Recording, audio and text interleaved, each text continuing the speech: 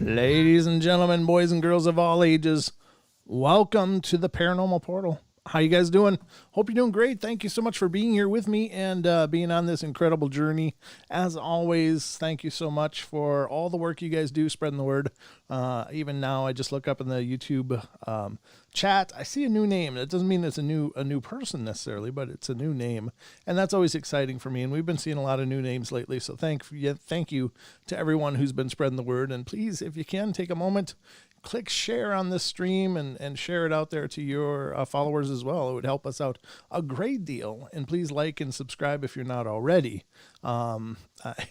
It's just, we actually do pretty good as far as the numbers are concerned with the number of people that watch our videos that are subscribed versus not.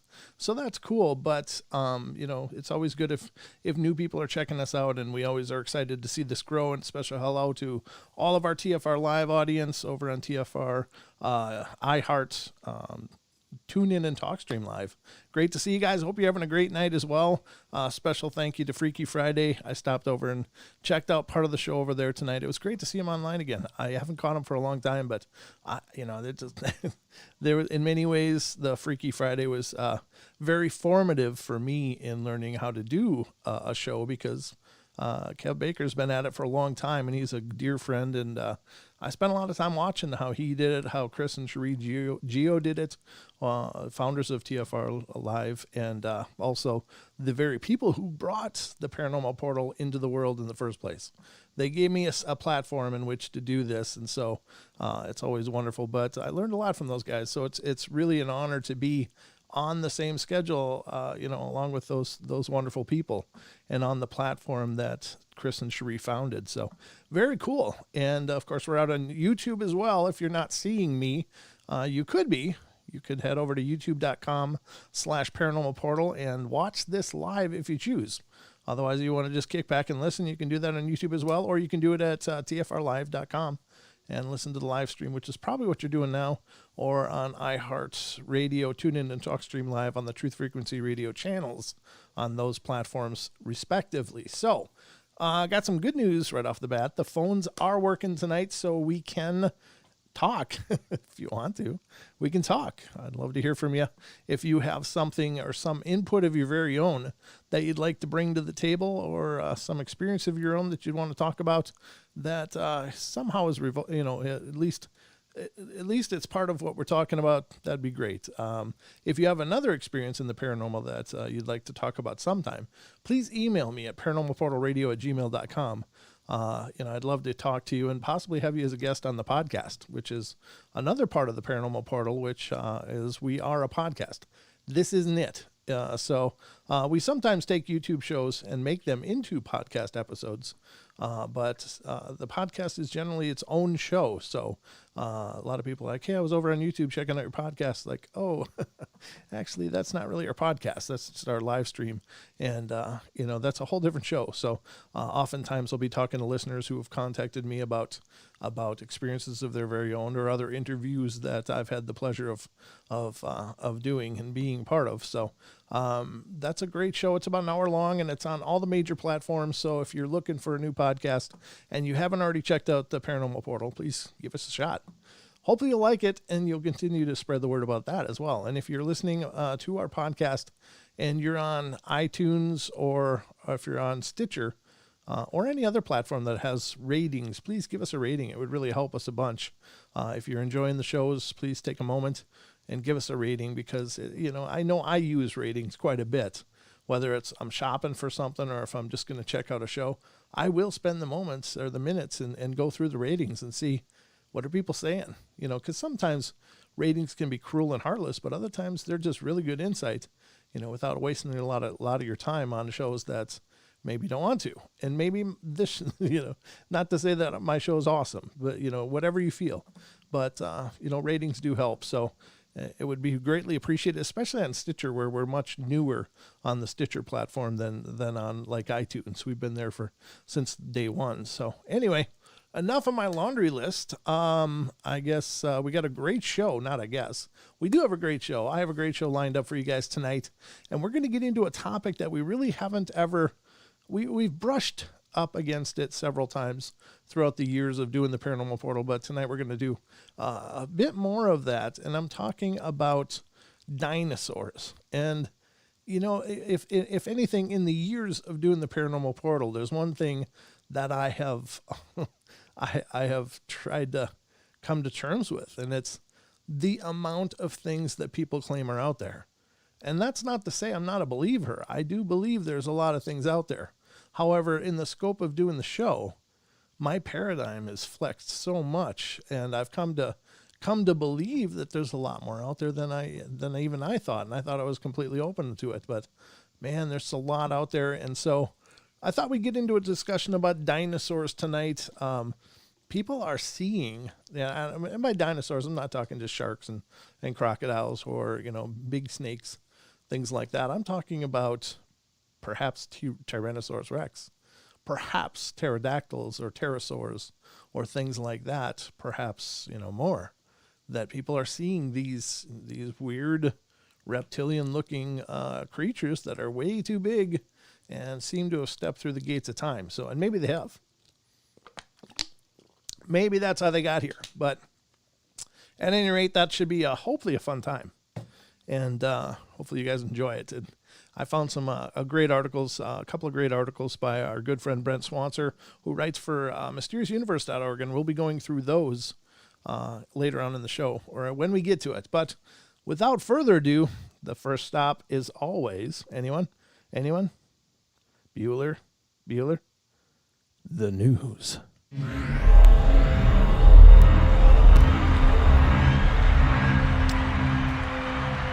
Thank you very much. It's time for the Paranormal Portal news, ladies and gentlemen, and this is coming from the Paranormal Portal news desk. I've got a few news items that I think are worthy of talking about tonight, and one of them seems to be the first one that I'm going to read to you is coming from animalien.com, and they're reporting, if you're not familiar with Animalien, check it out, animalien.com. They do a great job. It's a great paranormal site full of lots of articles and insights and stuff, and they're also a podcast, so definitely check them out. And this is coming from animalien.com, and it says, in Chile, mysterious creature killed 50 animals by sucking their blood. Sounds like a chupacabra to me, but let's see what this says. It says, in Chile, a farmer lost about 50 llamas and alpacas in one night. Having discovered their bloodless corpses, the frightened man blames the chupacabra for everything, local media reports. The journalist learned why isn't this scrolling? There it goes. Okay. The journalists, where the hell am I? Okay. There it is. It skipped on me. Sorry about that. A little rookie night here. The journalist learned that at least since November of 2020, a mysterious predator attacking livestock has appeared in the town of Center Chitani, or Chile, and its environs on the border with Bolivia. He especially liked llamas and alpacas, but he kills them by sucking blood through small punctures. The latest attack turned out to be the most massive in one night.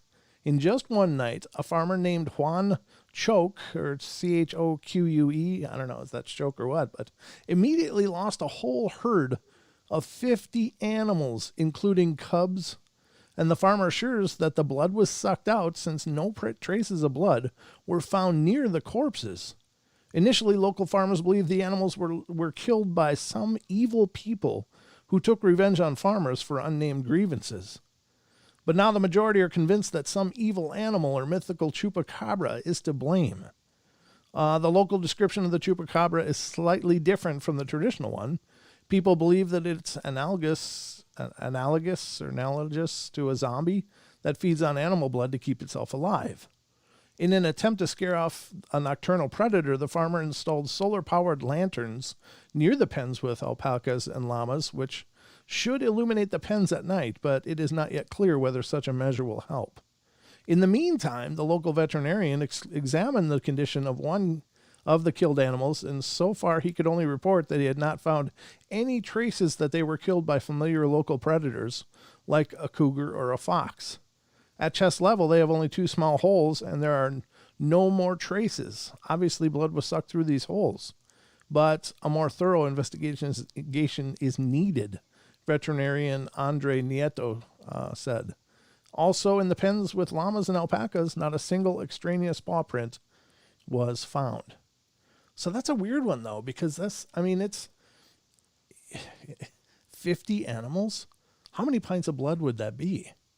I don't know how many pints of blood an alpaca has, but I suppose it's got to be on par with us. So isn't it 5 pints for a human or something like that? And here we have 50 animals in one night. Now, some of them were babes and little dinky ones, but I'm assuming most of them were adults. What could possibly have a digestive voracity to drain 50 animals in one night? And I'm not saying this isn't a valid claim. Very well maybe, but what could handle that much of a food source in one night? And if there is such an animal, wouldn't it? It sounds like a herd of them came through and just cleaned house. That's I don't know. I can't even imagine. So, but to not even find one paw print or anything is very, very strange. Is it possibly extraterrestrial? Maybe, but there you go, folks. That's article number 1 tonight on the news, the Paranormal Portal news desk. So, I don't know. Come to your own conclusions on this stuff. I don't, it's hard to say. But that's the claim, folks. That's the claim number 1 on tonight's show. And I got another article from animalien.com tonight that we're going to go over. And this one is physicists proved paradox-free time travel is possible. Always those pesky paradoxes, ladies and gentlemen. Back to the Future, don't kiss your mom, that kind of stuff, because you might get erased from a picture. And, those are terrible things. You don't want to reshape history.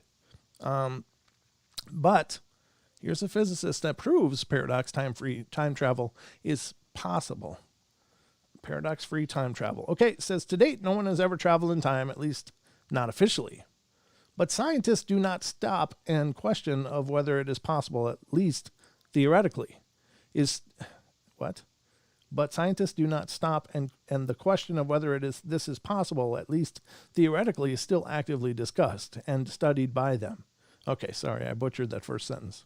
As you can see in many films, a trip to the future can provoke serious changes in the past, and a person may then, in many cases, will not be able to go back. This puzzle is called the grandfather paradox. The grandfather paradox is a paradox of time travel in which inconsistencies emerge through changing the past. The name comes from the paradox's description. A person travels to the past, kills their own grandfather before the conception of their father or mother, which represents the time traveler's existence. Classical dynamics says if you know the state of a system at a particular time, this can tell us the entire history of the system, said German Tobar, a student in the School of Mathematics and Physics at the University of Queensland. This has a wide range of applications, from allowing us to send rockets to other planets and modeling how fluids flow. For example, if I know the current position and the velocity of any object falling under the force of gravity, I can calculate where it will be at any time. However, Einstein's theory of general relativity predicts the existence of time loops or time travel, where an event can be both in the past and the future of itself, theoretically turning the study of dynamics on its head. A unified theory that would reconcile both traditional dynamics and Einstein's theory of relativity is the holy grail of physics. But the current science says that both these theories cannot both be true. Tobar says, as physicists, we want to understand the universe's most basic underlying laws, and for years, I've puzzled on how science of dynamics can square with Einstein's predictions. I wonder, is time travel mathematically possible? Well, Tobar and his colleague, Dr. Fabio Costa, at the Center of Engineered Quantum Systems in the School of Mathematics and Physics at the University of Queensland, found a way to square the numbers, and their calculations could have fascinating consequences for science.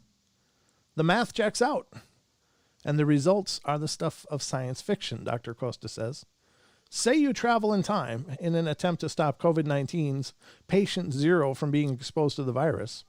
However, if you stop that individual from becoming infected, that would eliminate the motivation for you to go back and stop the pandemic in the first place. This is a paradox, an inconsistency that often leads people to think that time travel cannot occur in our universe. Some physicists say it is possible, but logically it's hard to accept because that would affect our freedom to make any arbitrary action. It would mean you can time travel, but you cannot do anything that would cause a paradox to occur. The team's work shows that neither of these contradictions has to be the case, and it is possible for events to adjust themselves to be logically consistent with any action that the time traveler makes. The study was published in the journal Classical and Quantum Gravity. I read that whole article and I still don't know what the hell I just read. Wow. Very strange. I'm not sure how they reconciled it. I know I read the words, but I don't know. I don't get it. But I'm not a physicist, so maybe that's why. Maybe I'm not qualified to get it. All right, one more article tonight in the news, and this one is coming from unexplained-mysteries.com, another great site where I often find some amazing stuff to discuss here on the show, and definitely encourage you to check it out, unexplained-mysteries.com. This one's been talked about a little bit lately, and it says, has the Nazca Lines mystery been solved? Ooh. Maybe it has. Let's see what this says. It says, a new archaeological study has reportedly discovered the true purpose of the enigmatic Peruvian geoglyphs. Situated on a remote arid plateau in southern Peru, the Nazca Lines are a series of spectacular artistic designs, including images of spiders, monkeys, hummingbirds, fish, and lizards, which were etched in the desert floor around 2,000 years ago. The designs were produced by removing the red-colored pebbles that litter the desert to unveil the white, dusty ground underneath. Some of the drawings are huge and measure up to 200 meters across. Exactly how and why the ancient people who once lived in the region created these geoglyphs remains unclear, but now a team of archaeologists headed by Spanish engineer Carlos Hermida believe that they have finally found the answer. The Nazca Lines, they argue, were a complex irrigation system designed to bring water to the plains. Not only have we unveiled the mystery with numerous and conclusive proofs, but we've also discovered a system that can save millions of lives around the world, said Hermida, or Hermida, I don't know. The team's findings will be officially presented next month. The disclosure of this study will lead us to understand from now on the famous Nazca Lines as a complex system of water management for the irrigation of vast extensions in the desert, which had the objective of controlling it, taking advantage of it in the different seasons of the year, and in the face of such changing humidity conditions in that region, the official release reads. So they don't tell us what, other than it has to do with irrigation. But why does it look like spiders and other things and monkeys if it's to manage irrigation? I don't know. Again, I don't know that I would know, but it seems very artistic. But perhaps it was also to appease the gods or whatever at the same time. I don't know. I know a lot of people have gone to the conclusion that these were somehow messages to people from in the sky. And maybe there's something to that, but, maybe it's just as simple as to their gods, Maybe it doesn't have anything to do with UFOs or ufology or whatever, or being visited by extraterrestrials or whatever. So very interesting. I don't know what to think about things like that, but there you have it. I'm bringing it to you, and you be the judge. Could be just having to do with water. I don't know. It is possible, folks. It is possible. I need to see where we're at. Okay, I still got 6 minutes here. I guess I should find at least one more to go over with you guys because we still got the time. And I don't want to try to crack open a full article or a full topic without the time to do it. So let's talk about this. And this is, again, unexplained-mysteries.com. This is nearby planet is almost as old as the universe. Almost as old as the universe. My God. It says the planet is 10 billion years old. Astronomers have identified a nearby extrasolar world that is not only terrestrial in nature, but also ancient.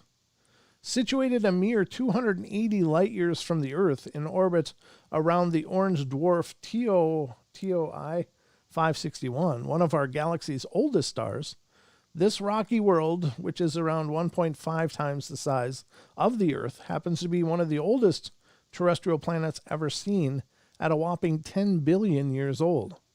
This makes it twice the age of our solar system and almost as old as the universe itself.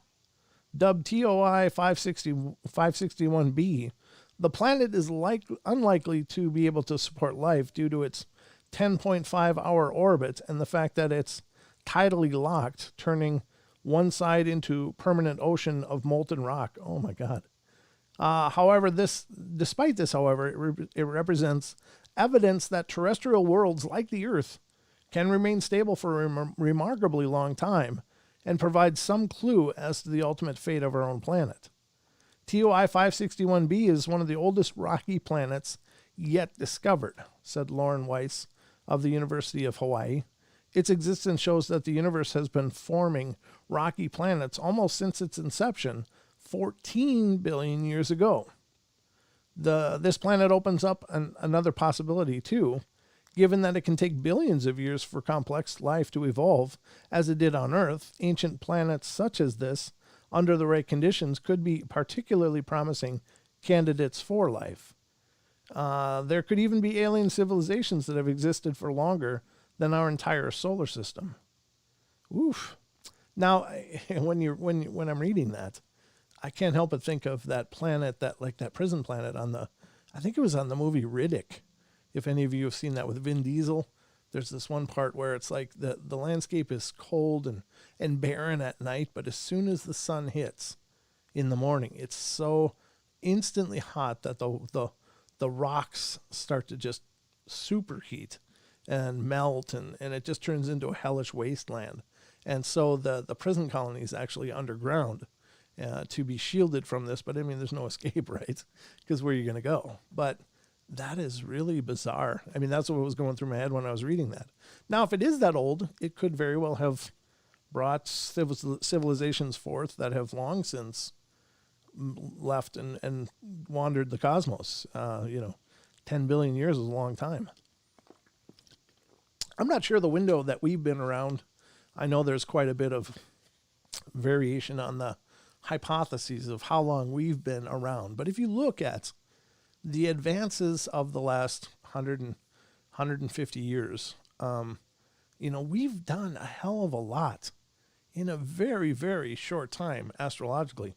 This is 150 years, and we've gone from, riding horses and pulling wagons to shooting satellites into space and having, contact with everyone on Earth, theoretically at the touch of a button to, almost to the point of space tourism and exploring other planets. And that's in 150 years. So oftentimes when we talk about extraterrestrial civilizations that may be visiting us, we speak in terms of hundreds of years more advanced than us, to thousands, to even millions. And what does that look like? What does a million years look like? Well, it would look like something akin to godlike, I would imagine. And I'm using that cosmetically, obviously. But even the things they could do would appear godlike. Maybe there's a melding of the person and the technology to a point that you can't differentiate. That's a line that's from, well, I don't know if it's from Thor, but they mentioned it in Thor. It's like, where I come from, there's no difference between science and magic, or whatever. And the idea is what are we going to be capable of in another 150 years? Will we be somewhere in the Star Wars kind of realm? In some ways, it would be possible. I mean, just with the rapid pace of discovery and how fast we're cracking these mysteries of the universe and the things that we're capable of doing in just 150 years, and most of it in the last 60, or 70 years. Most of the advancements have come in the more recent history. So I don't know. It's exciting, but it's also kind of unnerving as well. What does that have to do with this? Well, I just think if there's 10 billion year old planets, What if they did have life? And where is that life now? Where it could be anywhere. If they're this advanced, they could, tap dance on the stars, I imagine. So that's where I'm going with this. If that makes sense or not, I don't know. But it's all I got. So that's going to do it for the news, ladies and gentlemen. Hope you enjoyed the Paranormal Portal news.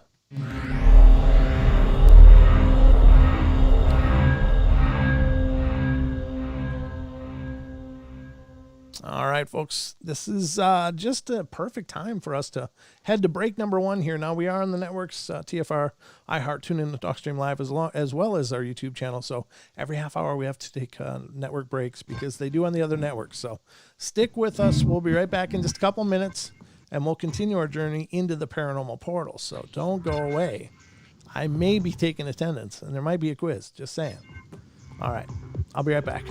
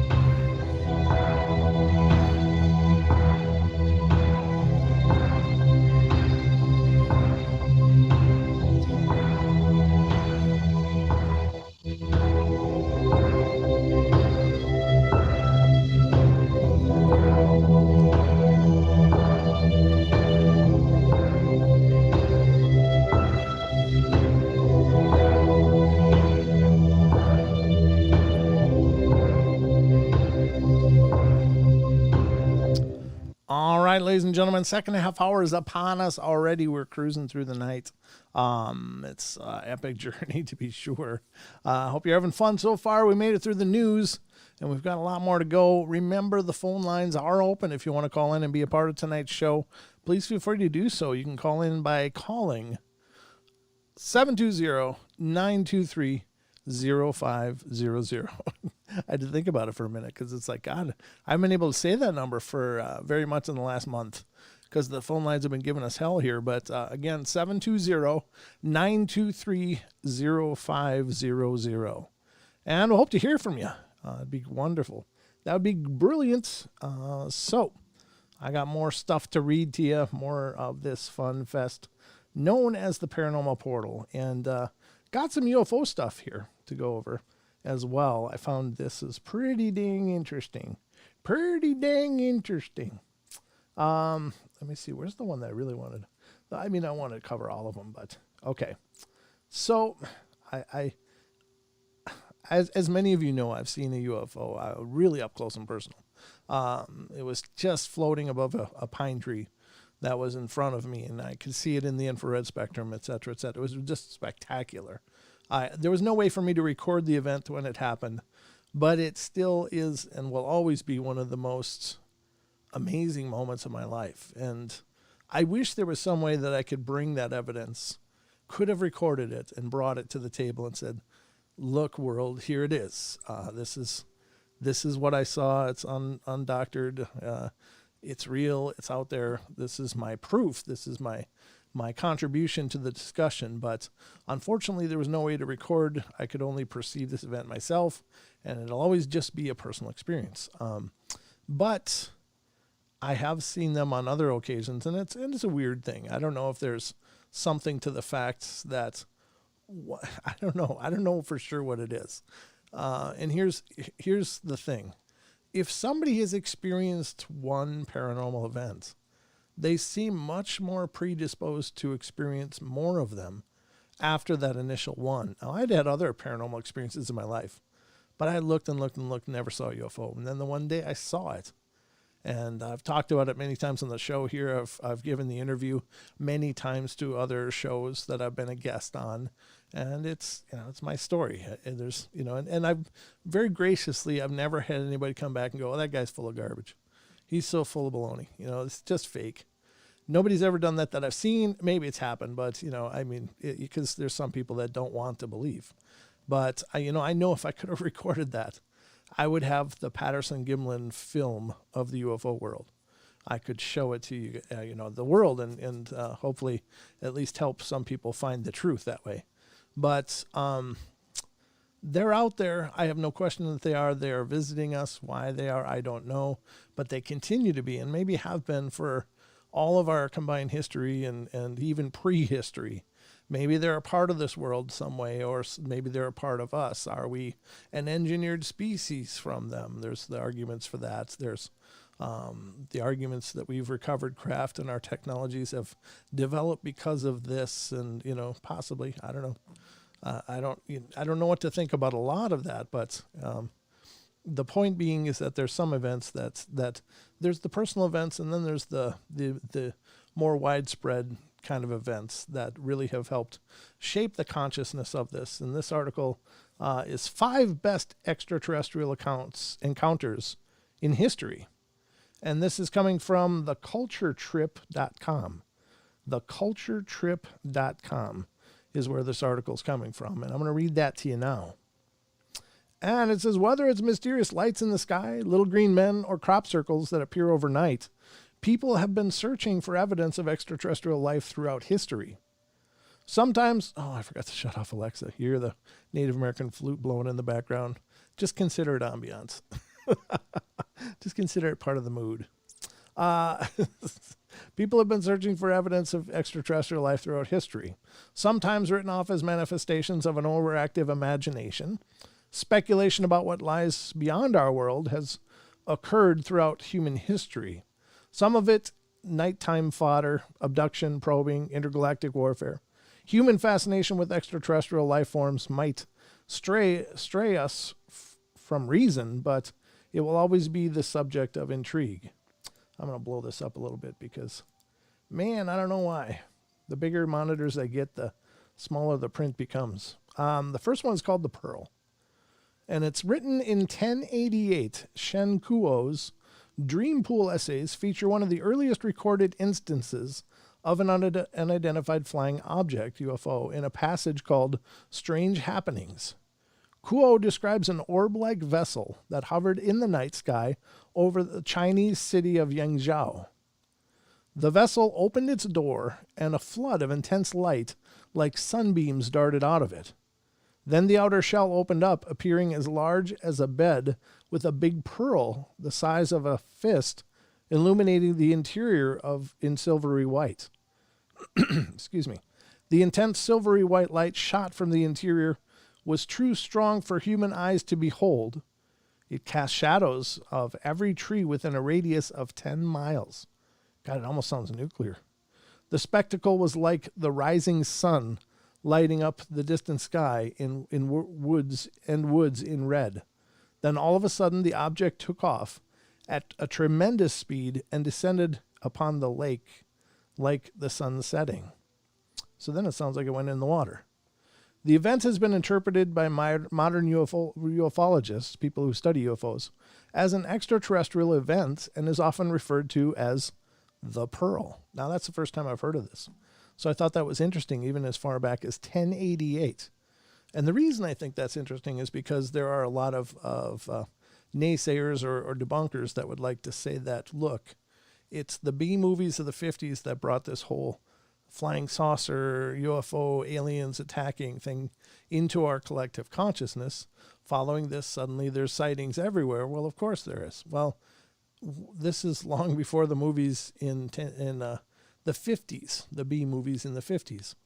And there's plenty of other sources for prehistorical accounts of UFOs or what might have been UFOs appearing to the more primitive people of those times. So this is new to me. I love it. I think it's very interesting. But the next one is the Miracle of the Sun, Miracle at Fatima. According to lore, 3 Portuguese shepherd children came across what they described as an angel in 1917. The children told fellow villagers that an apparition informed them it would return to perform a miracle in October of that same year. Thousands flocked through the rain to the Portuguese town of Fatima, hoping to see if the prophecy would come true. On October 13th, 1917, while skeptics were certain that the event was merely the result of childish tales run amok, the apparition fulfilled its promise. First-hand accounts of the event in Portuguese newspaper tell of the sun glowing in the sky, emanating enough heat to dry their rain-soaked clothing, and then hurtling towards the earth in a zigzagging motion. Some feared that the event was a sign of the apocalypse, but lucky for them, it stopped as abruptly as it began, leaving the crowds with an overwhelming sense of awe and confusion. The Catholic Church officially recognized the event as a miracle in 1930, but Portuguese historian Joaquim Fernandes of Porto University has other theories in his books titled Heavenly Lights, Fatima Revisited, and Celestial Secrets.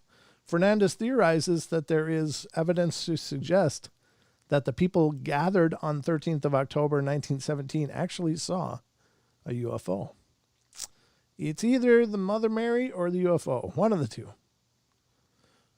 Next one is War of the Worlds. I don't know why that's in here. I guess because, if anything, the funny thing about that whole War of the Worlds stunt was that people tuned in and believed it. And I'm sure there were more than a few deaths because of it, because of the panic that ensued from that radio program. And if you're not familiar with it, H.G. Wells put on a play, but he didn't bother.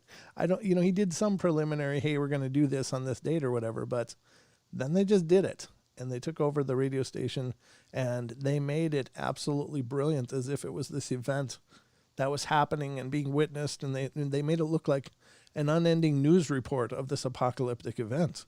And people were going nuts. Like people were afraid. There were people that jumped to their deaths committing suicide because they were getting closer. The aliens were coming closer, and it was horrendous. I mean, it really was. That was before our litigious presence, where where everyone would have lawsuits and class action suits, I'm sure. But people believed it. They heard this broadcast. They reacted as if it were a real event because it was being portrayed very, very convincingly. And it was absolutely terrifying. So let's see what it says. It says, intended as a dramatic reading of H.G. Wells' classic War of the Worlds, the 30th of October 1938 radio broadcast by 23-year-old Orson Welles sparked temporary hysteria as listeners misinterpreted the show as live reporting of an alien invasion. Rather than read the story in its original construction, Wells and his fellow castmates at the Mercury Theater on the air decided to perform it as a fake breaking news broadcast. Listeners tuning in at the beginning of the show would have been privy to the disclaimer that explained the broadcast was based on fictional events, but those tuning in late took the reported events to be fact. According to newspapers, the broadcast resulted in a temporary panic. Let me see if I can close this. It's annoying. Curious New Yorkers flocked to the streets to see if they could catch a glimpse of the alien spaceships, while those who were more cautious swarmed shops to stock up on provisions. The story of mass hysteria in the streets of New York City has become urban legend, but further inquiry into how listener numbers were recorded suggests that the panic was as much the work of fiction as the false reports of an alien invasion. I don't know what that means. They didn't bother to expand on that at all, but let's see. Roswell, New Mexico. Now this is, we've on the show had Donald Raymond Schmidt appeared as our guest a couple of times here on the show, and he's probably the most prolifically dedicated investigator to the Roswell events that took place. Donald Raymond Schmidt also worked for Dr. Allen Hynek back in the day too, and so he's got a long history of looking into this kind of events, and it was absolutely incredible. If you haven't heard those shows, I would urge you to go back and listen to them. If you're on YouTube, check out our UFO Aliens playlist, and it should be one of the first episodes you see on that list. But you'll see it, you'll know it. It's just an incredible journey through the facts surrounding what happened there, some of the intrigue, some of the double talk, and all of the cover up involved. It was just absolutely fascinating. I was familiar with the events in Roswell, but after talking to Donald Raymond Schmidt, I was blown away, absolutely blown away. I didn't realize how enormous this whole thing was and all of the intrigue surrounding it. So I would suggest you check that out, and check out Donald Raymond Schmidt's books that he's published on this as well. But road trippers through Roswell, New Mexico are aware of the city's extraterrestrial history. Images of UFOs and spindly aliens adorn city establishments. Even though visitors are unlikely to get a glimpse of little green men, it remains a major draw for tourism. It all started when rancher William Brazel collected debris from a flying object that had crashed in 1947. Brazel reported his findings to the sheriff, who reported it immediately to the United States Army Air Force. In their first official report, Roswell Army Air Force Base reported that the debris came from the crash of a flying disc. But the story later changed when officials claimed the debris was from a fallen weather balloon. The apparent message shift has led ufologists to theorize that the United States government engaged in an elaborate cover-up to hide the existence of extraterrestrial life. Conspiracy theorists allege that the ruins of the Roswell UFO and the aliens it carried are held in Area 51 in Nevada, where they're studied by government scientists. And again, Donald Raymond Schmidt, that's all I got to say. Crop circles. Now, this one I thought was really interesting. The event at Roswell led to more speculation about the existence of extraterrestrial life in pop culture, and by the 1980s, it became somewhat of an obsession. British pranksters Dave Chorley and Doug Bauer capitalized on the growing interest of alien encounters and started making crop circle patterns in wheat fields in rural England in the late 1970s. this is obviously not written by a real true believer here, so take it for what you will. The patterns thoroughly perplexed both scientists and ufologists until Choley and Bauer came clean in 1991. The pair demonstrated their technique. Two media gathered in Warminster where they used a large beam to flatten wheat crops in artistic patterns. Recent droughts in the UK have revealed a different type of crop circle, though. They involve more time travel than space travel, called crop marks, patterns of healthy grass in fields of sun-scorched, I guess there should be another word there, it seems, reveal where prehistoric structures once stood. So I guess they're finding prehistoric structures in a lot of those same fields. I may be misinterpreting that, but anyway, that's kind of interesting. I don't know. Just a quick 5 count of those things. Now, we got 9 minutes. What do I got here? This one's going to be a little longer than that. I think, let me see what else I got here. Unfortunately, I think we're going to leave the UFO stuff behind for now because I wanted to make sure to touch on this because this is exciting to me, and I don't think, where the hell is it now? Oh, here we go.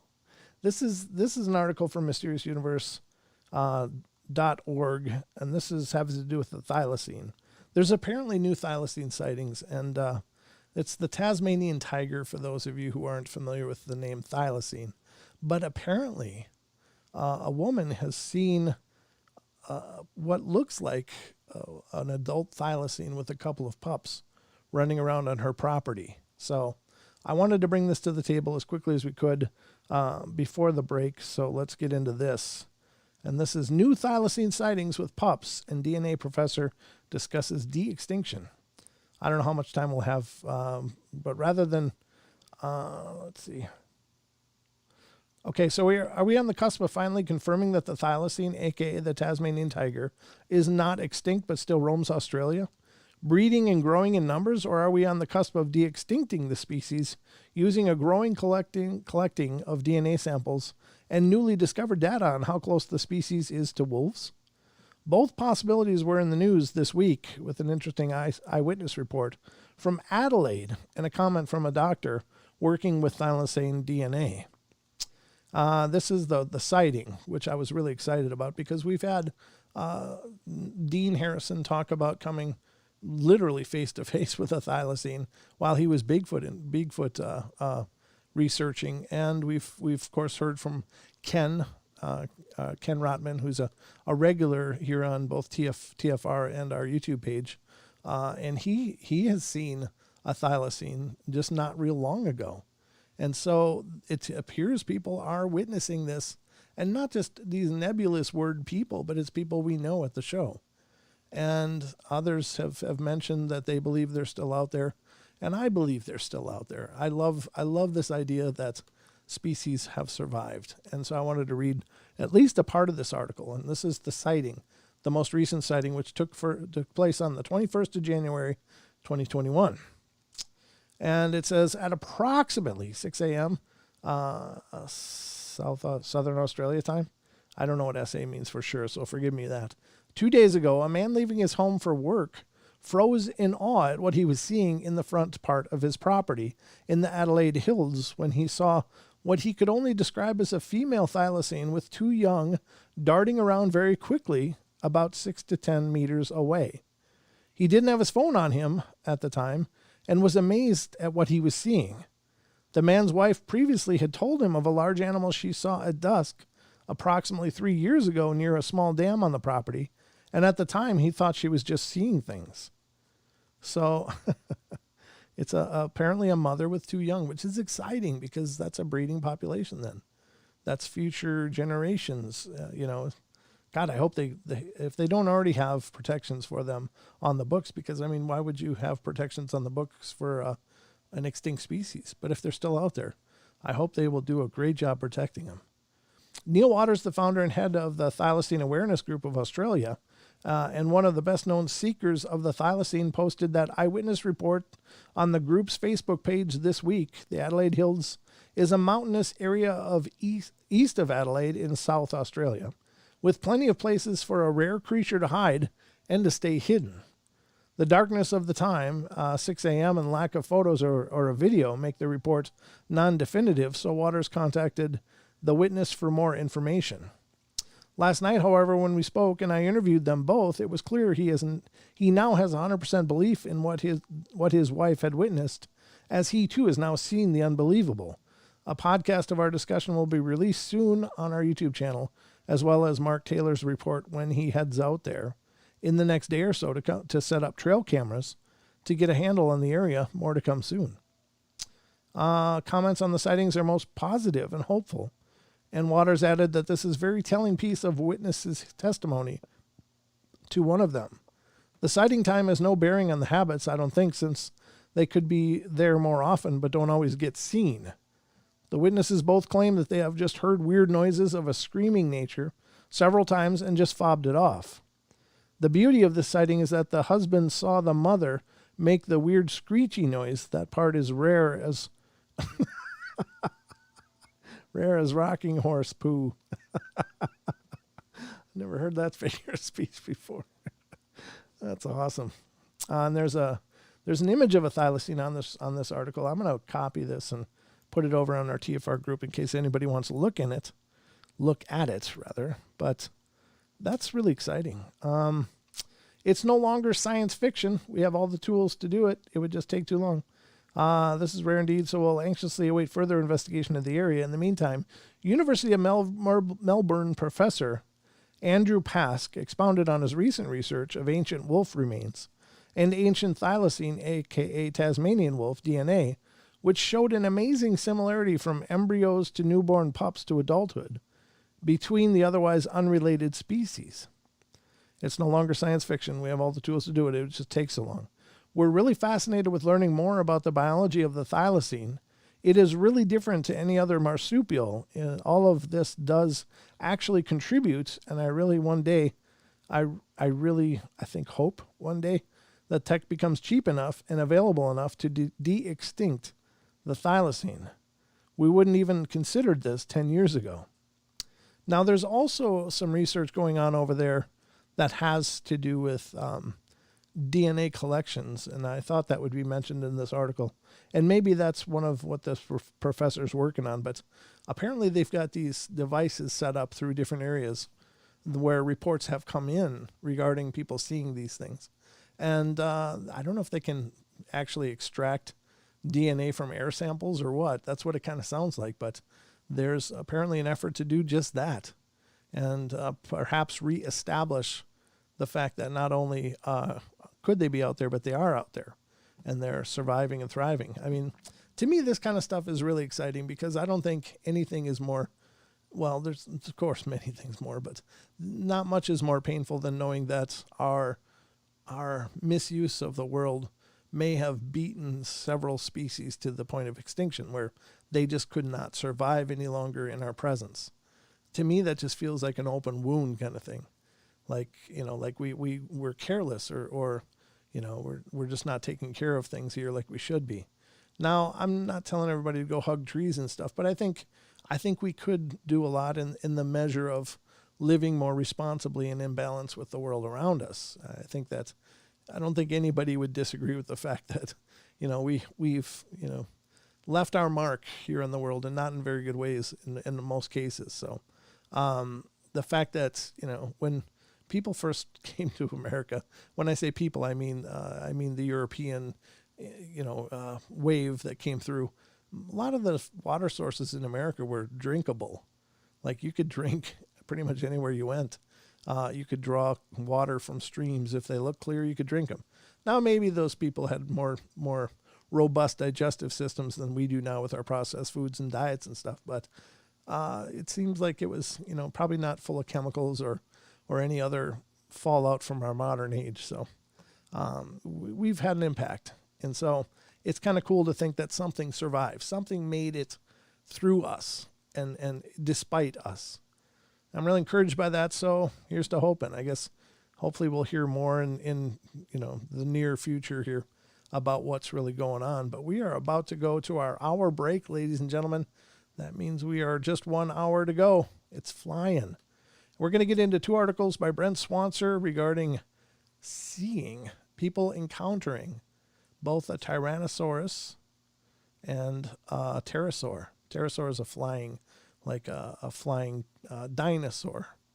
And we'll get into those, or actually there's claims of both. There's not just one claim on each. So we'll get into that when we come back. But don't go away, ladies and gentlemen. Lots more to come. Thank you, Yahweh. Yahweh's in the chat on TFR. Good to see you. Well, it's YHWH, but I assume that's Yahweh. And good to see you, Bam, Nightshade, and All One. Good to see you guys. All right, so we'll be right back in just a couple minutes. Again, network breaks. We got to honor them. Don't go away for more of the portal in just a couple minutes.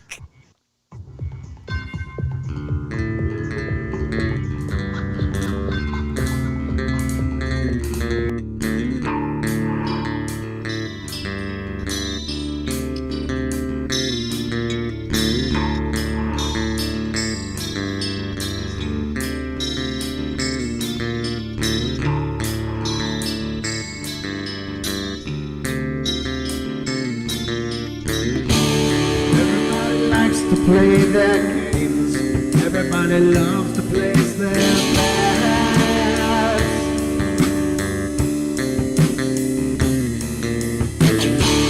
They don't understand the price I paid. They don't care to comprehend.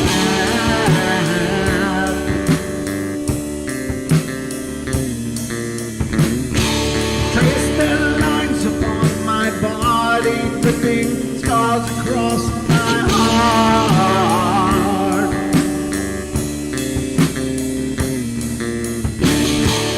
Raging anger pours inside me as their lies keep falling apart.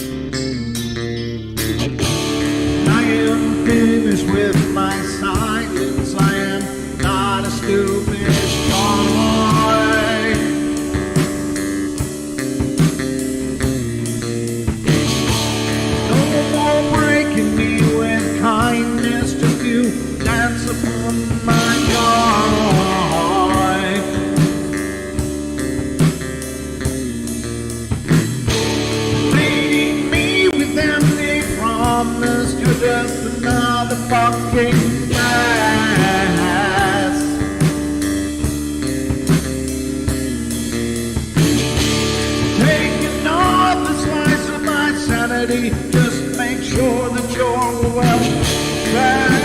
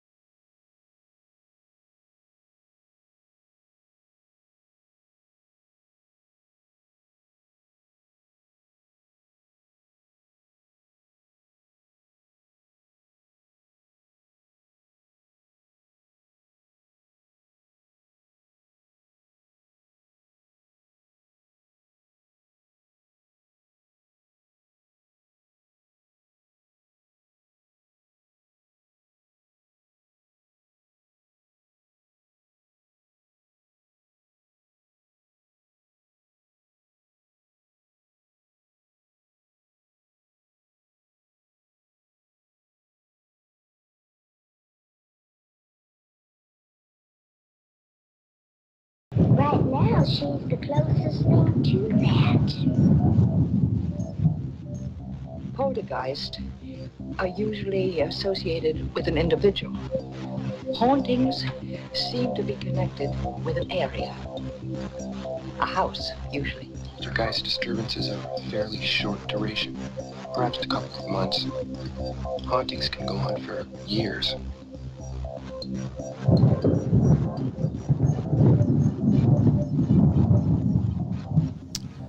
And so will the Paranormal Portal. That's all I'm going to say.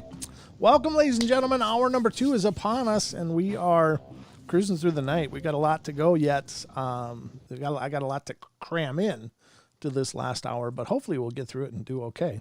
Hope you guys are excited about that. Yeah? Okay, good. I know I am. Thank you very much for being here, everybody. And if you're new to the show, ladies and gentlemen, make sure that if you're on YouTube that you like and subscribe the stream, and hopefully you will become subscribed and become a part of the Paranormal Portal family. We do these shows live on YouTube every week, Wednesday night through Sunday nights, Monday and Tuesdays off. So hope you'll come back and be a part of what we're doing over and over and over and over. And without further ado, let's get back to it. So, all right, that's it for my jazzy second hour promo spot. And that's going to shake everybody up too. It's like, well, what the hell's going on? I hope that worked, shook you back to your senses and all. But thank you, everybody, for being here tonight. Got a bunch of you here tonight. That's good. That's wonderful. It makes me feel warm and cuddly. And well, I'm always cuddly, but fuzzy. We're going to get into a couple of pretty epic articles from our good friend Brent Swancer. He is the most prolific paranormal journalist out there, in my opinion. Does a great job, well-researched articles, full of information, full of obscure knowledge and claims that I've looked into a lot of the same stuff that he's written articles about, and I can't find 1/10 of the information that he puts into these articles. So the man is definitely a superhero. His articles are published on mysteriousuniverse.org.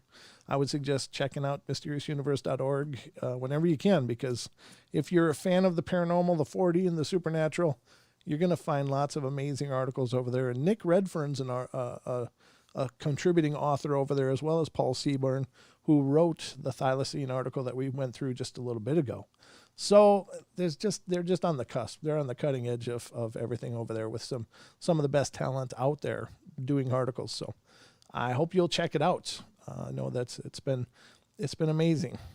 Okay, so we're going to talk about dinosaurs now, folks. And I know that for a lot of people out there, it's like, oh, really? There's dinosaurs out there. Okay. Yeah, they're all over the place. No.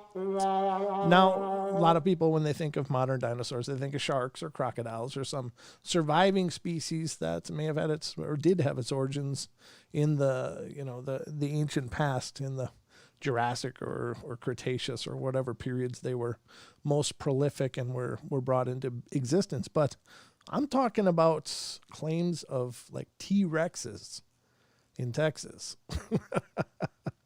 That's actually true. The article's about T-Rexes in Texas, and I thought that was kind of poetic, but also about pterosaurs and pterodactyl-like birds that people are seeing. So we're going to get into it. What? Boonie hat. I want a boonie hat. What the hell's a Paranormal Portal boonie hat? I don't even know what that is, Titan, but let me know. We'll see about getting one made. But we're going to go through those articles now. Hopefully you guys will enjoy them. I don't know. I'm excited by this. And the reason being is because I do believe there's a lot out there that we just don't know about. There's so much out there that we haven't discovered, haven't learned about. And the journey through the paranormal has definitely proved that to me over and over and over again. That's as much as I did believe I knew. And I believed I knew a lot. I just have to shake my head now and go, yeah, I mean, anything is possible. So let's get into the first one of these articles, again, from mysteriousuniverse.org, from our very own friend, good friend, Brent Swancer. Also like to point out that he has a Facebook group. Brent Swancer has a Facebook group. Wonderful group full of great people, and he always posts his articles over there as well. And it's called Dark League Paranormal. So if you're on Facebook looking for something to check out or a good group and good discussion, then check out Dark League Paranormal. And that's Brent Swanser's group over there. And so, let's see. What do I got to do? No phone calls. Okay, we're good. All right. The article is as such. Pull it up on screen for you guys. Let me see. I don't think there's any. I mean, there's images here, but it's mostly just historical renderings of what people think pterosaurs look like. But it says bizarre living pterosaur sightings in the UK. And this article was dated November 5th of 2019. It says there are many places upon this planet of ours where dinosaurs are still said to roam, beyond the touch of civilization, surviving into modern times to baffle and startle. While it might seem to make sense in some of the very outer fringes of the uncharted wilds of Africa or South Africa, one place where occasional sightings of supposed living dinosaurs pop up is the United Kingdom. It seems an odd place for such accounts to originate from, but there have been bizarre sightings here over the years of what seem to be flying prehistoric reptiles, very similar to pterosaurs. Although comparatively rare, there have oddly been tales of living winged dinosaurs or some such similar large reptilian beasts flying through the skies of the countryside of the United Kingdom going way back. At the beginning of the 20th century, there was supposedly a colony of winged serpents lurking about the woods around Penllyn Castle in Glamorgan, Wales.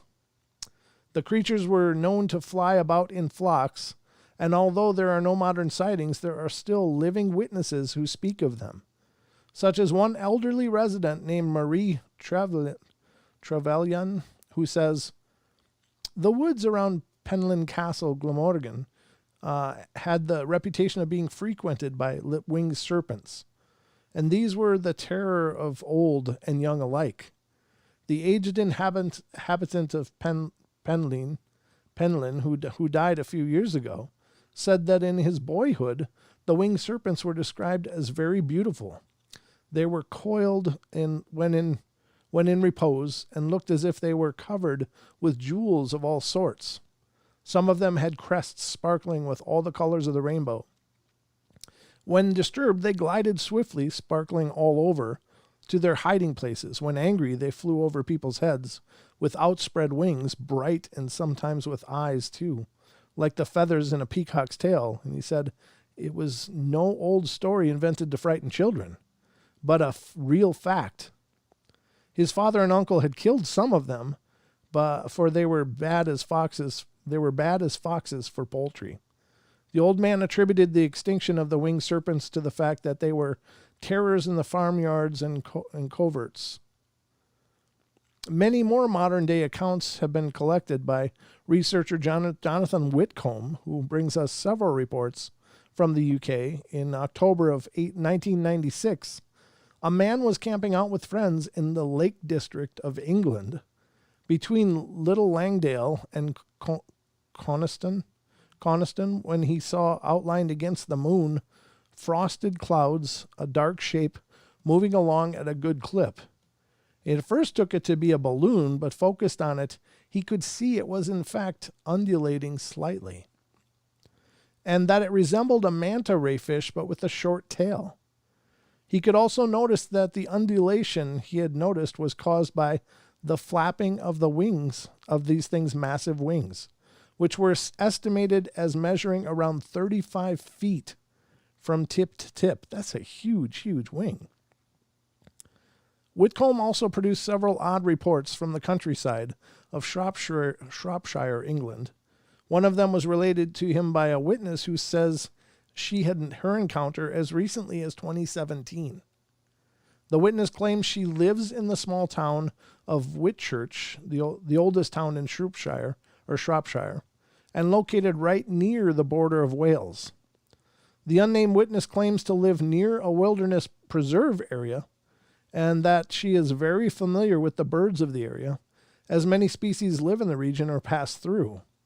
On this day, she explains that she was out in her garden when she had a very unnerving experience, of which she says, "Well, on this particular morning, I heard a very strange screech.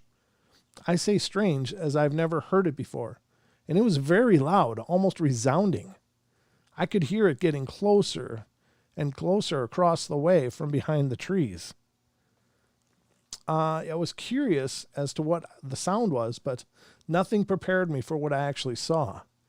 I saw 2 pterodactyls side by side flying past the tree. Now, at first I had to check myself because the first thing I thought was, those are bloody big birds. That's no lie. But what struck me was that it had a giant-sized beak, and the wings had no feathers. This was huge and flew directly past some crows, revealing their size. So due to the size, I could see it clearly, although it went past fast due to the size of the clearing between the tree and the houses. It was gray in color, both of them, as far as I could tell. I've researched every bird in England and even foreign birds that look similar, in case any had escaped, but the one thing is the sound. None of the birds sound like what I heard. I took a whole day pondering and wondering what it is I actually saw. I thought perhaps it was a toy. Yeah, they have some good toys, but they still look plastic and two-dimensional unless at a great distance, even the ones that flap their wings. It didn't flap its wings up and down like a toy. It was very fluid motion. Even coming across in a down to sideways sweep. After a day of research, I kept the information to myself except for my husband, who remained skeptical but listened very nicely. That's good. That's a good way to do it. What I saw had no feathers, and its wings were almost bat-shaped. I had hoped someone else had seen it or may have been reported, but as to date, no one has. I've done much research online, and the largest heron still does not compare to what I saw. The legs are not long enough, and the beak is not as big, and the feathers are a major factor here. I cannot explain what I saw. It was something like out of a movie, but it was so quick. I still disbelieve what I saw, and at the same time, I know what I have seen. I do not know how something like that flying around has not been seen by anyone else, as it was low flying, or how could it hide? But what I have told you is true. That's pretty impressive, and especially given the background of the person witnessing this. This is not a person who's like, was that a bird? I mean, they know they're birds. They've studied the birds. So that's at least an educated witness. And you'd think that she would be pretty capable of telling you that it was something that doesn't exist. At least I would. Although the witness remained somewhat skeptical herself at first, chalking it up to perhaps her imagination, her children would also see something strange in the sky not long after this. It would be enough to convince her to look into the phenomenon more, and she says, "My children were playing in the garden at around 10 a.m., and my son of 13 years came running up to me saying he saw a giant, big brown bird with giant wings. He did have a look of fright or concern on his face. So I knew he wasn't trying to pull my leg, or that he wasn't exaggerating. My younger daughter, who is 9, was with him, and she said she didn't see it as she was playing by the trees, but she heard its sound. And I asked her the sound, and she happens to be a very good mimic when it comes to animals, and she made the sound that I had heard. For the screech sound, the only thing that has come close is on YouTube, a pterodactyl sound clip. I went through the pictures of birds with my son, and he said it was bigger than the eagles, which usually fly around the area. He said it was brown with very long wings. I asked him if it had feathers. He said he doesn't know, but he saw it for only a moment, so I showed him a picture of a pterodactyl. He said, yeah, that's what it looked like. He said it moved very fast, like a stealth mode, and was chasing one of the eagles or hawks around. He said it was 2 or 3 times the size of the bird it was chasing. I found a better image online, and he said that it didn't have such a big head, crest part, and that the tail more like what he drew. As for me, there was something trailing, but I thought it was the legs, but I didn't really focus or notice that I was focused on its front, the beak and the wings. At the time frame that I saw it was very quick, but to be honest, I would say I saw legs rather than a tail. It had very long wings. Interestingly, an unrelated witness in the same general region would also report seeing something very similar in September 2017. At a local nature reserve called Telford Town Park, in Shropshire, England, and he says that he was out hiking on a clear day when he had his experience, of which he explains. I was traveling along the main road and just passed a bench, which had stood before I was born. A creature with a wingspan of about 4 to 6 feet and a mottled grayish-brown coloration flew directly overhead and onwards towards a field where several horses are kept. I did have a smartphone that could take pictures on my person, but it happened far too quickly for me to have taken any. Our area does have nesting bats, which to someone who has never seen one can look very odd when flying, but this is way too big to have been a native bat species. Excuse me. Reports like this of living pterosaurs in the UK almost seem absurd. After all, how could it be that something like this could possibly exist in modern times in these areas? And if they do exist, why are such reports so incredibly rare?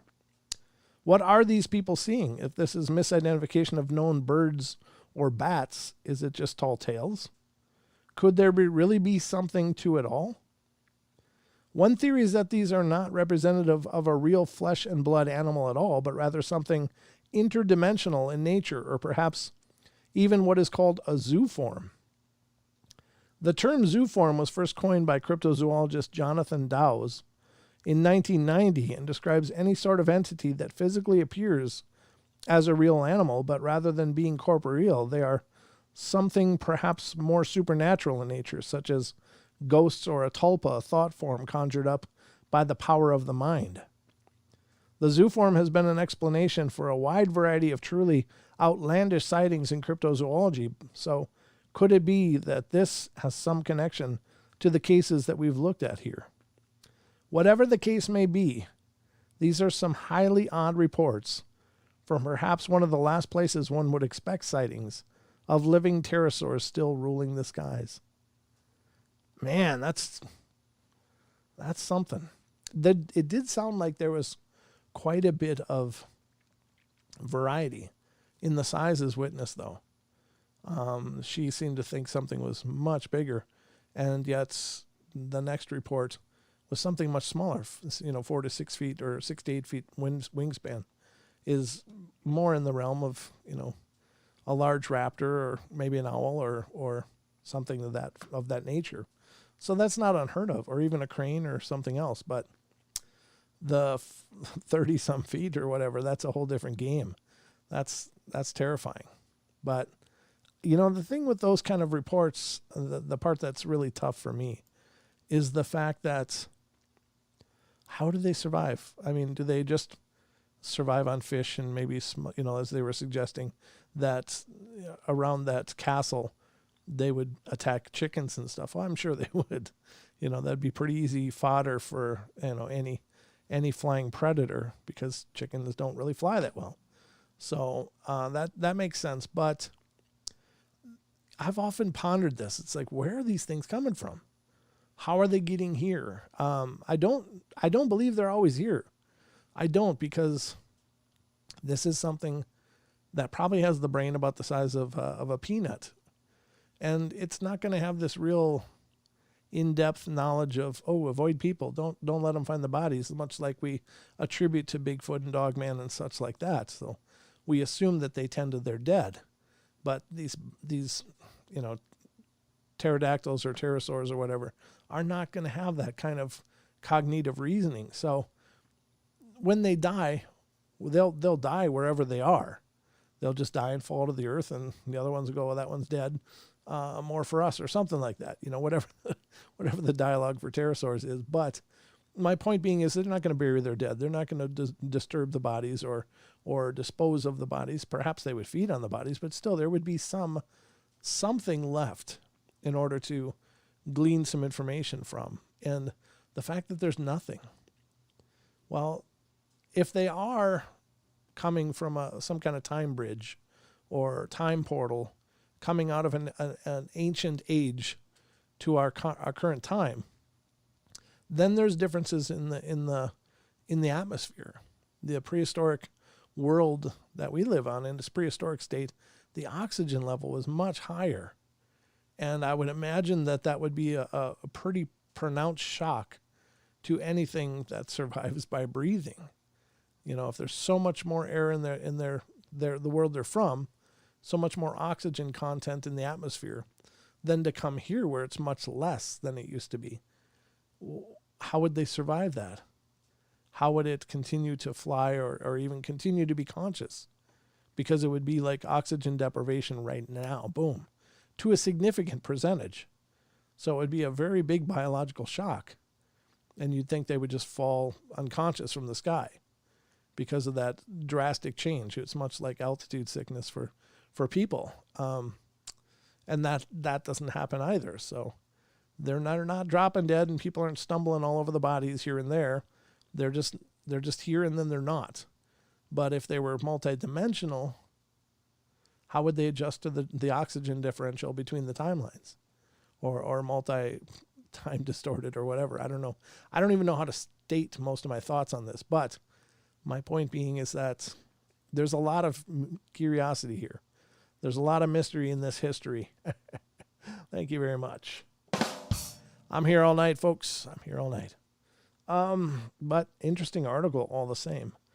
I never mean to make it sound like I don't believe the people that claim they're seeing these things are seeing them.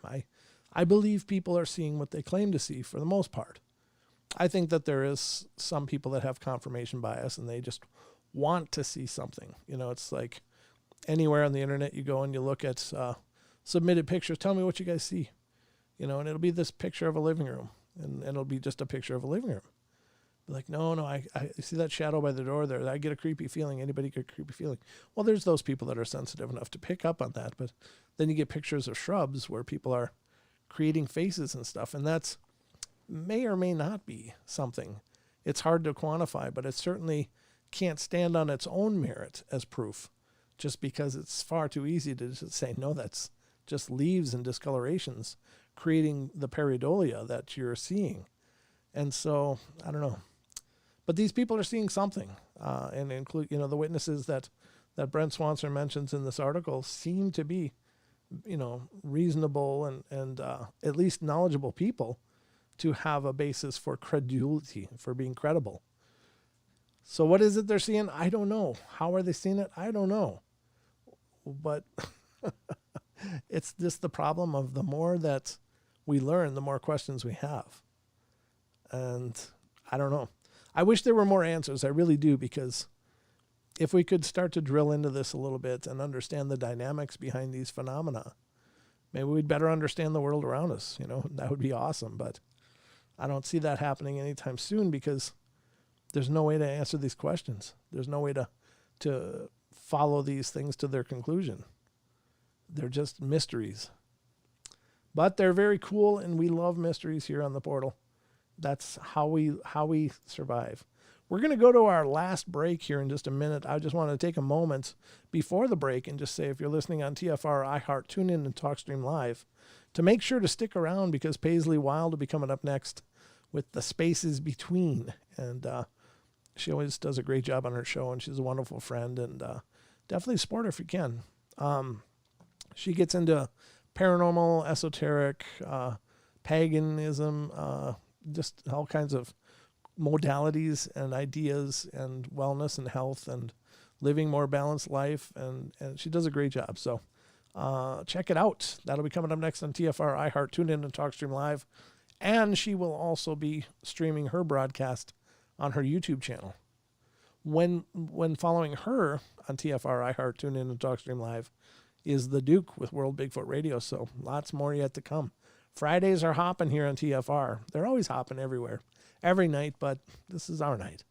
This is the woo night. Kev starts up the woo, and we try to drive it through the portal, and then it ends up on Paisley's lap, and the Duke has to drive it home. So there you go. That'll be coming up just in a few hours for the World Bigfoot Radio.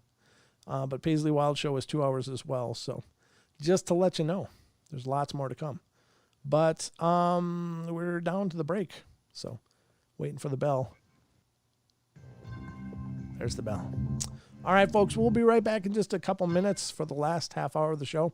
We'll get into the T-Rex accounts that people are reporting, and then that's all I got for you. So don't go, though. I got lots more. We'll be right back in just a couple minutes.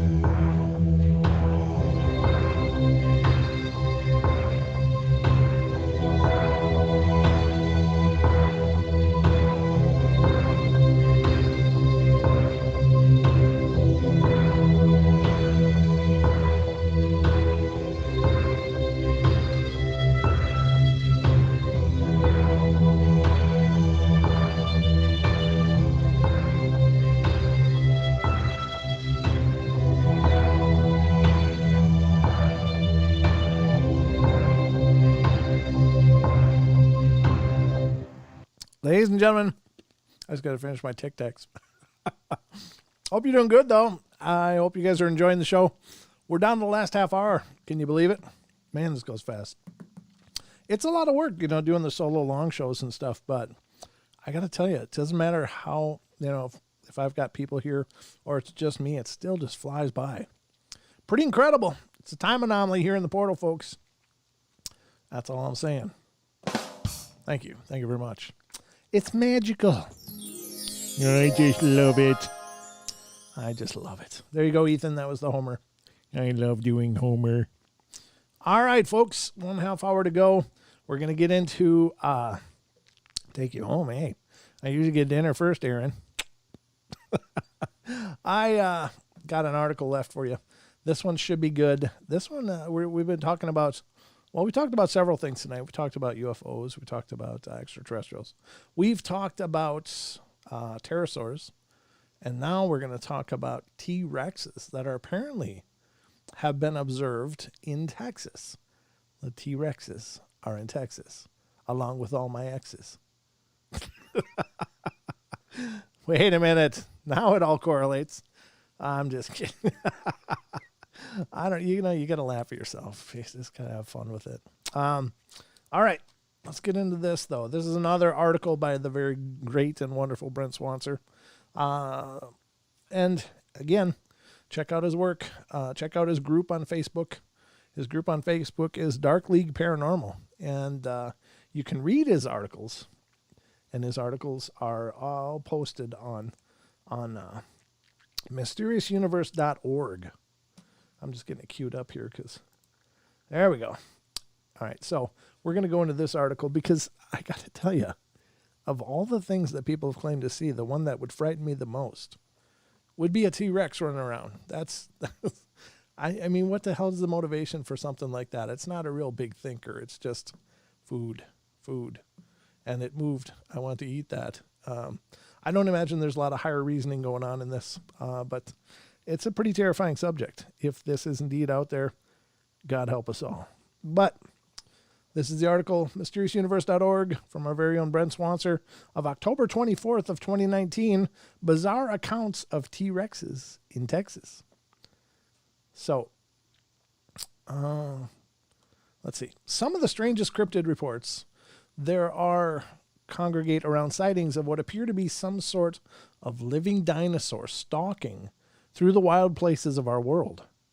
There are certainly places where one could sort of imagine this happening, such as the deepest, darkest, unexplored jungles of Africa or South America, and certainly these places have their reports of living dinosaurs, yet these strange creatures seem to make appearances in other areas that one would not traditionally be at the top of most people's lists of places to find actual surviving dinosaurs.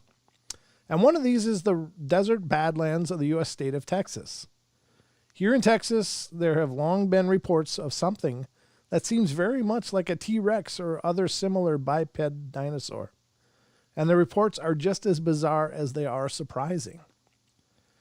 A very strange string of what would seem to be the sort of living theropod dinosaurs in Texas comes to us from the author and paranormal blogger Lon Strickler of Phantoms and Monsters. In October of 2013, he published a report with the heading Dinosaurs Run Amok in South Texas Town, and gave the truly outlandish account of a witness identifying himself as simply MR of Hebronville, Texas. MR says that this had happened during the summer months of that year, when temperatures were sweltering and when it seemed dinosaurs were on the prowl. The witness says it started when a friend of his claimed to have spotted what looked like a bipedal theropod dinosaur, very much like a small T-Rex, scramble across the street right in front of the swath of the headlights of her car at approximately 8:45 p.m. He says that when he heard of this sighting, it brought back memories of his own weird experience just a few months before and put it all into much clearer focus. He says of his own bizarre encounter, just a couple of months before I had actually heard a creature I could only describe as a dinosaur, I had been asleep. It was at night, maybe around 1 or 2 a.m. I had awoken, and just at that moment, I heard an unfamiliar screech of something running by my window. We have an AC unit in the window, so the window is basically open. I heard its footsteps as it ran by, and it was heavier. It was heavy, whatever it was. I could hear it clearly on the ground as it ran further away. I could hear it screech again, and it was like nothing I've ever heard in my life. It was loud, too. and I wonder if anyone else heard it or saw it. I live in an apartment complex. I just laid there in bed, completely bewildered by what I had just heard. I questioned my sanity and if I had heard what I thought I heard. So when my friend saw the dinosaur, she was excited and wanted to tell me because of what I had heard. I'm only sad I didn't get to see it too. We both questioned our sanity. At around the same time, Strickler posted another eyewitness report, this time from a man in Falfurrias, Texas. I hope I'm pronouncing that right. I brutalize words regularly here on the show, so my apologies for many Texans out there, which is about 18 miles east of Hebronville. The witness, calling himself LM, claims that the region was actually undergoing quite a spate of such bizarre sightings and becoming ground zero for all manner of dinosaur encounters. LM tells Strickler, I live near Falfurrias, Texas, which is about 18 miles east of Hebronville. I and others have seen those creatures. My neighbor and I saw a pair in December 2012 on the roadway behind our house. We were scared to report our sighting. I knew other people in this area have seen the same creatures.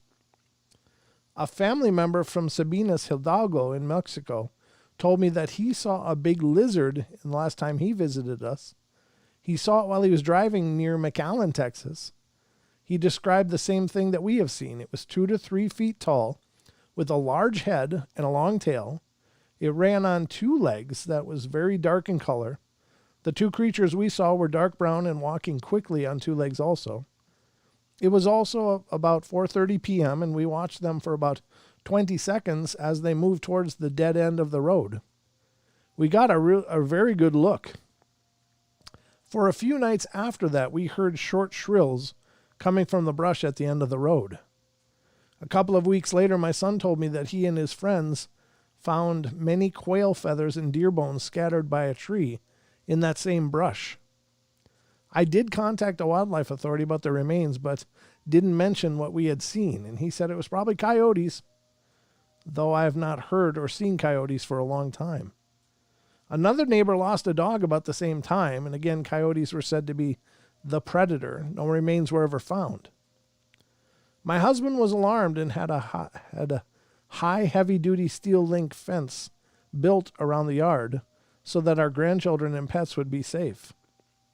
The witness also claims that her guard dogs have been acting skittish and afraid, and even speculates on what it could all mean, suggesting that it's the legendary chupacabras, blood-sucking goat killer. Yet another report from the area of Hebronville was apparently made all the way back in 2011 by a witness called MG. She says that at the time she had been walking along a dusty, lonely road on his way home from work at around 5:45 p.m.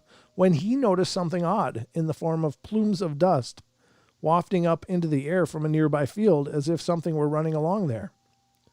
This would perhaps not be so strange in and of itself under normal conditions, but it would soon prove to be something very bizarre indeed. And the witness says, on the side of the road where I was walking, I saw dust being kicked up in the air and moving along the field.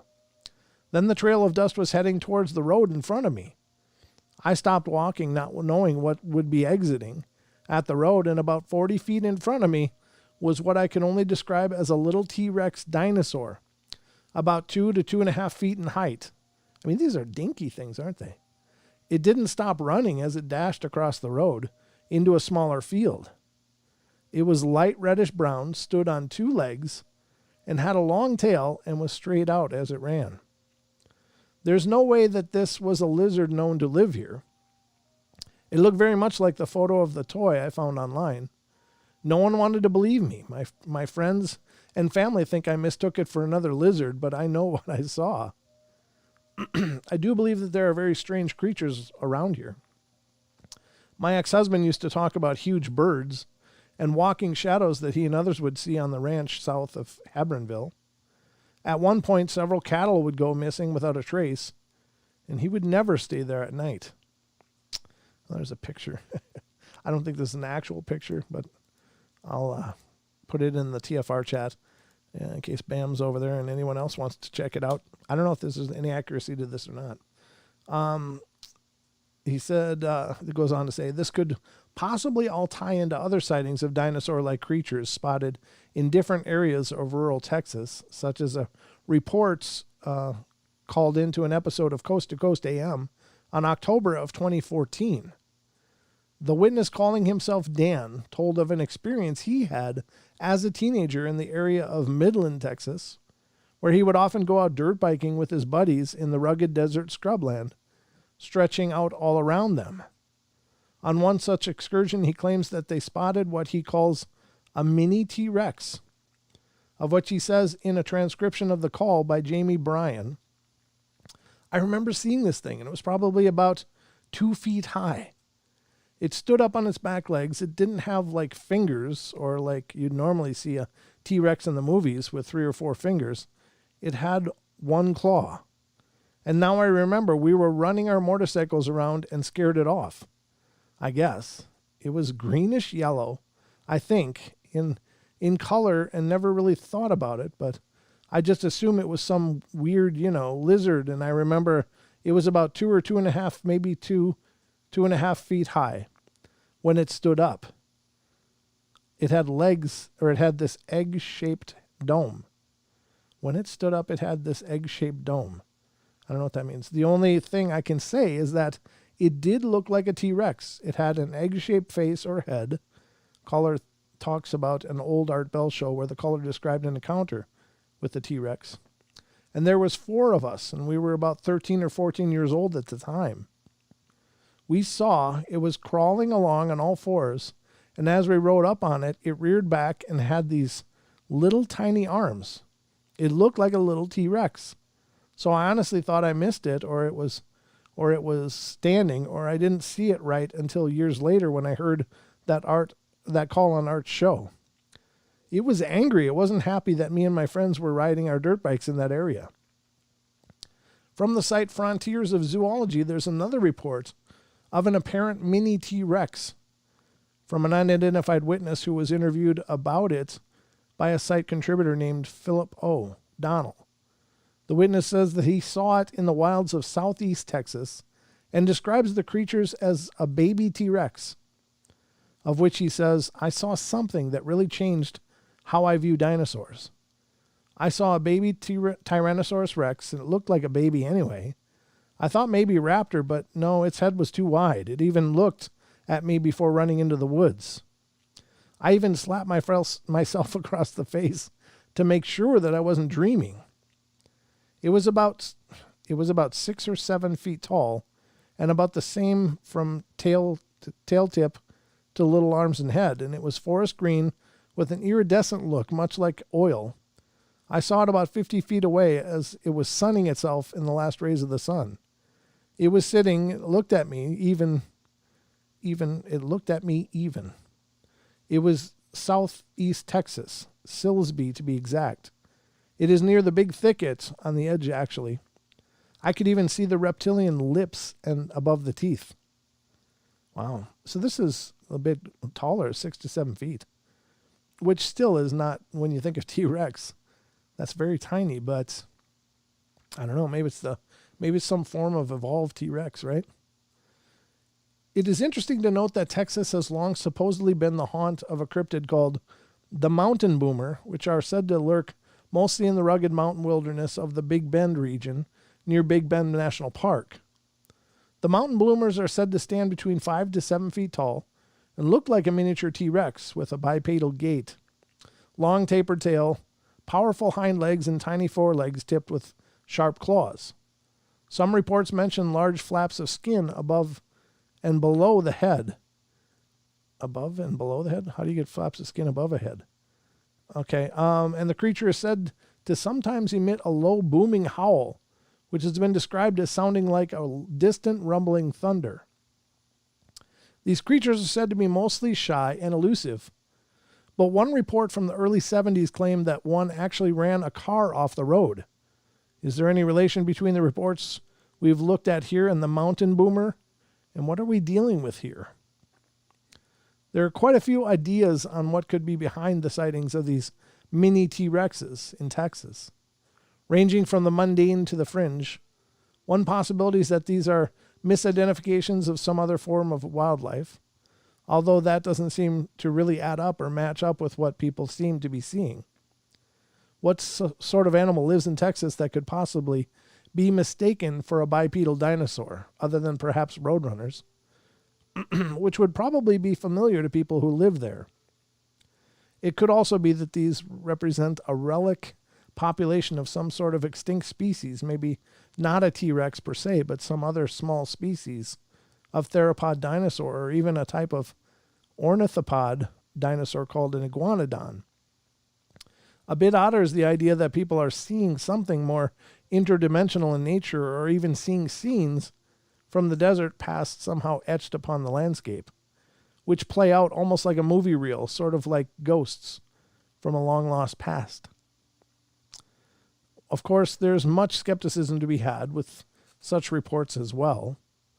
For one, such creatures would need massive amounts of food to sustain themselves, which in some of these desert locales would be hard to come by in insufficient amounts.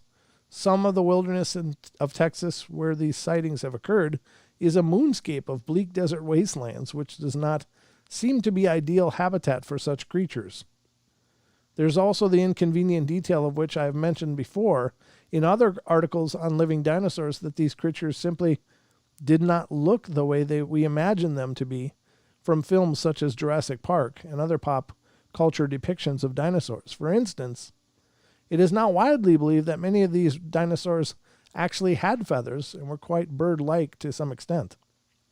And the fact that modern sightings such as these make no mention of that and paint them as the common public image of dinosaur tends to certainly raise some eyebrows, knowing what we know now.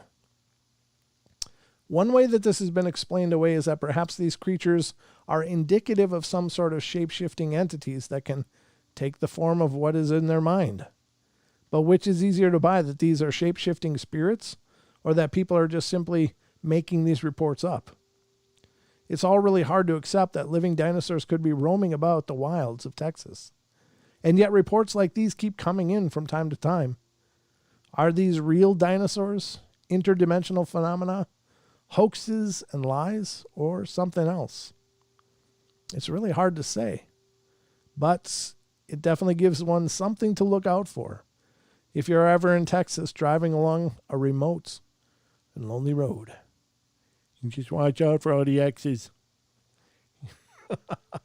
Don't hit the X's.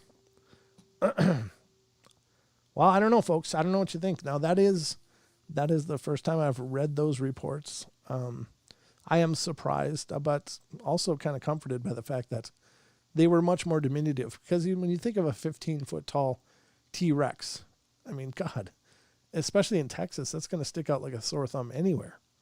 But if it's got a smaller form, then it becomes, I think, more credible and believable, because it can blend in. It can become able to hide in much, much lighter cover. So, I mean, I guess maybe there is something to the huge things like, Bigfoot, of course, has no trouble hiding.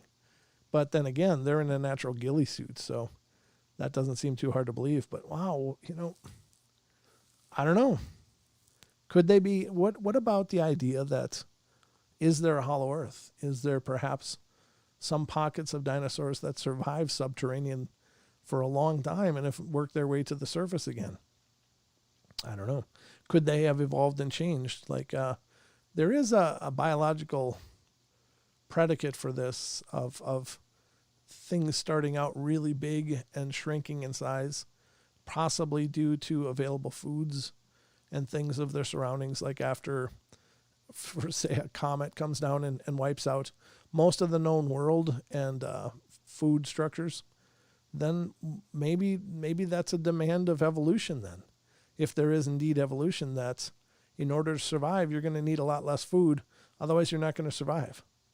And so is that some kind of biological mandate that's built in? If a species would have great trouble sustaining itself, would it somehow hit a genetic trigger and create a smaller version of the species? And so it subsists in these little scrublands because the caloric intake is not that of the size of a 15-foot giant. And maybe that's true. Maybe that is true. I don't know. It's really spectacular to hear these things and to ponder them because there's so many questions.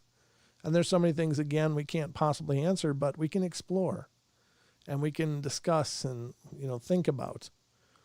Where's the bodies? Again, there's that question. Where's the bodies?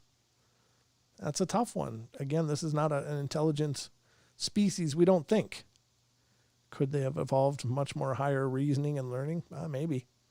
Maybe it's some offshoot of one of these extraterrestrial races that are alleged to live here, the lizard people. Maybe it's something of them or some part of their culture or that they brought along with them from their home world. Maybe it's their equivalent to dogs.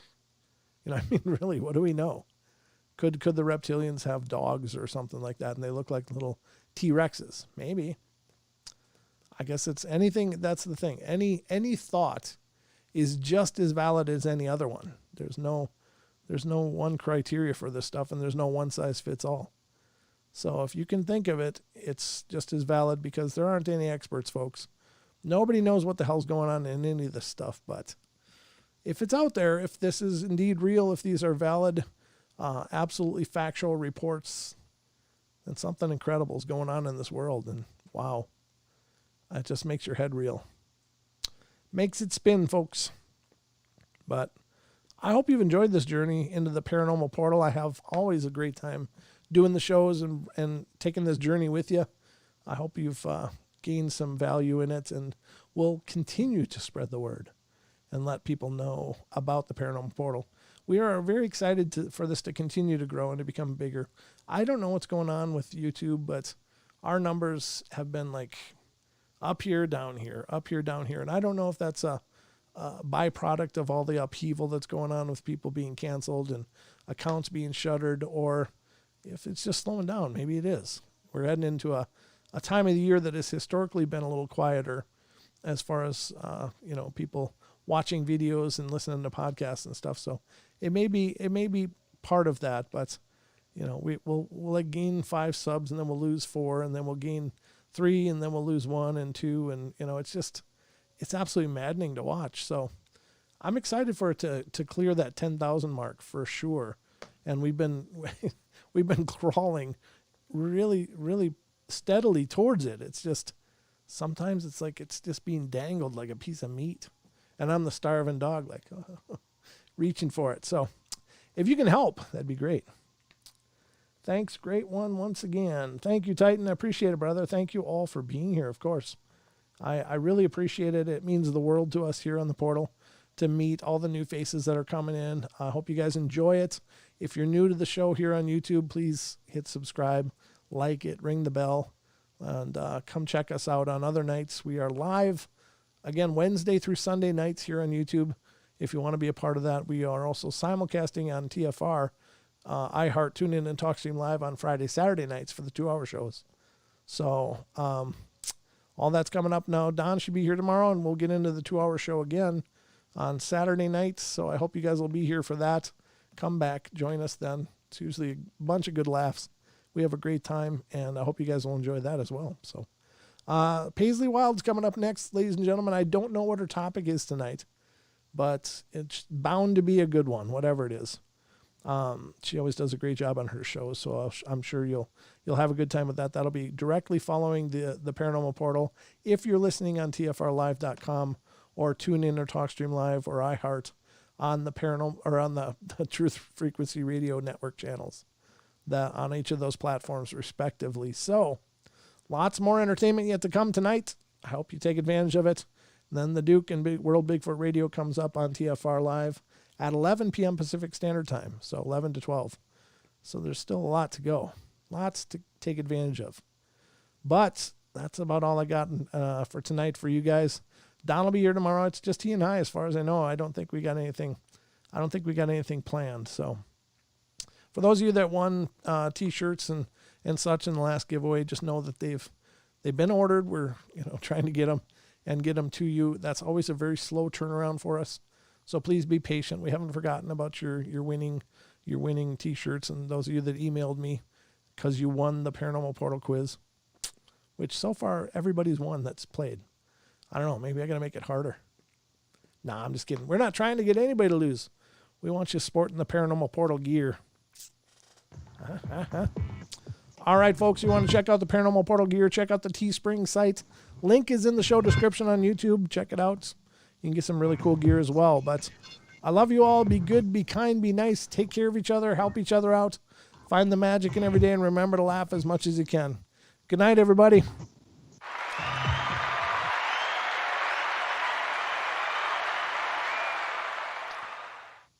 I'll talk to you later. Truth Frequency Radio is your #1 source for news and information